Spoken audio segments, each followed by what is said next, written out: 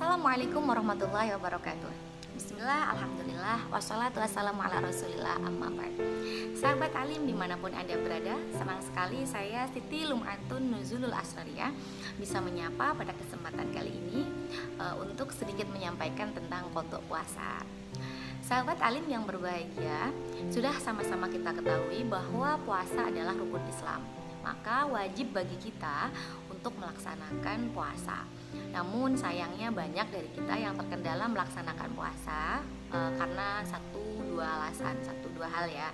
Contoh seperti haid, hamil, orang yang menyusui dan lain sebagainya. Lalu bagaimana cara mengqadhonya atau kewajiban apa saja sih buat mereka yang meninggalkan puasa?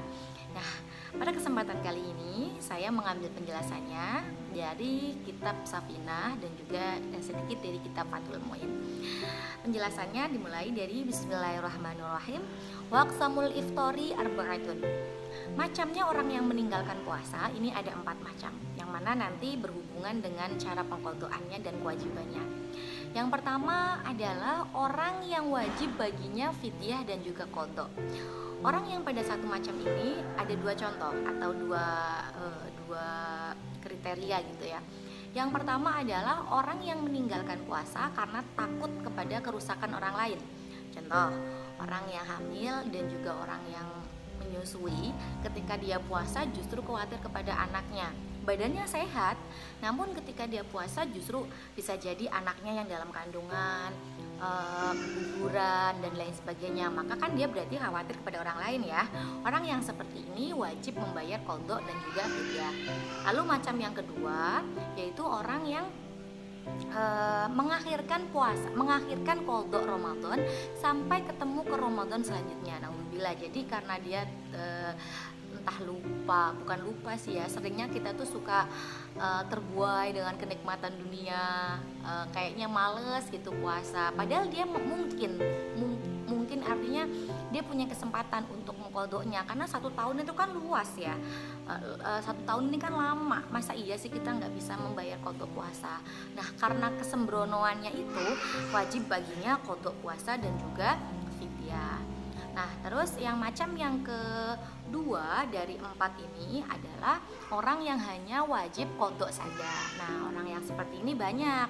Contohnya orang yang haid, orang yang nifas, orang yang muhma alaih, yaitu orang yang sakit ayan gitu ya, yang mohon maaf tiba-tiba keluar busa, maka wajib baginya hanya qadha saja tanpa fidyah. Nah, macam yang ketiga dari 4 yaitu orang yang hanya wajib fidyah saja. Siapa? Yaitu orang yang syaikhun kabir, orang yang sudah tua, orang yang sakit namun tidak diharapkan kesembuhannya, layur jabur uhu, yaitu orang yang sudah sakit menaun, maka baginya tidak kewajiban tidak kewajiban qadha puasa, hanya kewajiban fidyah saja. Kenapa demikian? Karena orang yang seperti ini di awalnya saja tidak kewajiban puasa, karena puasa hanya bagi orang yang sehat, yang mukallaf, yang akil ya, yang berakal. Maka orang yang tidak sehat tentunya ada kerusohan atau ada keringanan dari Allah Subhanahu wa taala. Dan yang terakhir yaitu orang yang tidak wajib fidyah dan juga tidak wajib qadha. Nah, siapa orang yang seperti ini? Itu orang yang gila, namun gilanya tidak disengaja. Lam yata'adda, orang yang tidak menyengaja gilanya. Contoh, mungkin kita punya keluarga nih ya, kalau dengar suara teriakan atau apa, nanti gilanya bisa kambuh gitu. Terus disengaja nih diteriakin, maka ini namanya disengaja. Kalau yang tidak sengaja ini benar-benar orang yang tiba-tiba gila tanpa ada penyebab lalu gila, maka dia tidak wajib qadha dan juga tidak wajib fidyah. Nah, alasannya sama dengan yang tadi orang tua, yaitu kewajiban puasa hanya bagi orang yang sehat kok, hanya orang yang berakal kok. Jadi orang yang seperti ini tidak wajib untuk melakukan puasa, maka dari itu dia juga tidak wajib mengqadha dan juga tidak wajib fidyah. Nah, demikian. Lalu pertanyaan selanjutnya adalah penjelasan selanjutnya tentang fidyahnya itu apa dan bagaimana cara memberikannya gitu kan. Maka fidyahnya ini adalah berupa dari bahan kekuatan. Kalau biasanya orang Indonesia itu makannya dari beras, berarti kita gunakan beras. Nah, likulli yaumin mudun. Setiap dari sehari yang ditinggalkan, kewajibannya adalah 6 on sampai 7 on. Nah, silakan dipilih. Kalau ada rezeki banyak, pilihlah yang 7 ya, karena ini adalah perbedaan pendapat, ada yang 6, ada yang 7 gitu. Nah, maka penyampaiannya kepada fakir miskin biasa ya, kepada orang yang tidak punya, fakir miskin, yatim piatu dan lain sebagainya, itu bisa disampaikan. Jangan kepada orang yang dalam tanggungan kita. Contoh, kita punya anak gitu ya, lalu fidyah kita dikasih ke anak kita. Nah, jangan seperti itu. Kepada orang lain yang kekurangan. Nah, lalu selanjutnya ada denda lagi buat orang yang meninggalkan puasa sampai keluar ke bulan Ramadan selanjutnya. Ini dia mempunyai denda tambahan. Harusnya kan kalau orang haid lalu dia bisa mengkodok puasa tahun sekarang, kan dia nggak perlu lagi ya fidyah. Namun sampai mengeluarkan ke bulan Ramadan selanjutnya, maka dia ada denda lagi. Dendanya apa? Likulli yaumin mudun, yaitu setiap mengeluarkan 1 tahun selanjutnya, maka dia diwajibkan 1 hari 1 mud gitu teman-teman. Jadi sahabat alim dimanapun Anda berada, selama kita mempunyai waktu, silahkan selesaikan. Karena ya takarruri sinin, kita justru berulang.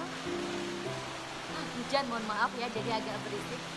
Ini berulang sampai kita selesaikan kodoknya. Contohnya, dia meninggalkan di tahun pertama, meninggalkan puasa 5 hari, maka lalu dia keluarkan ke tahun selanjutnya, maka dia wajib membayar 5 mud, karena 5 hari dikali 1 mud berarti 5 mud.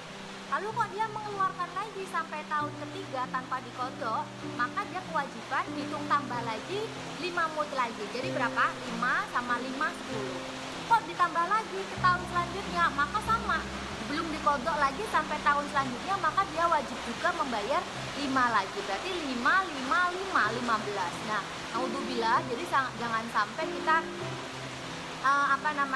kayak ditambah terus tanpa kita kodoi. Jadi kalau sudah ada waktu, silahkan mengkodoi. Begitu teman-teman, sahabat alim dimanapun Anda berada. Demikian yang bisa saya sampaikan. Mohon maaf jika masih banyak kekurangan dan atas gangguan lainnya.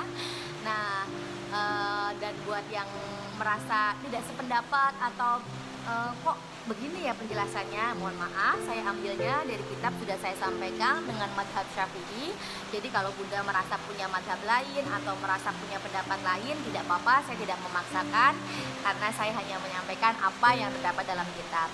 Terima kasih, mohon maaf atas segala kekurangan. Wassalamualaikum warahmatullahi wabarakatuh.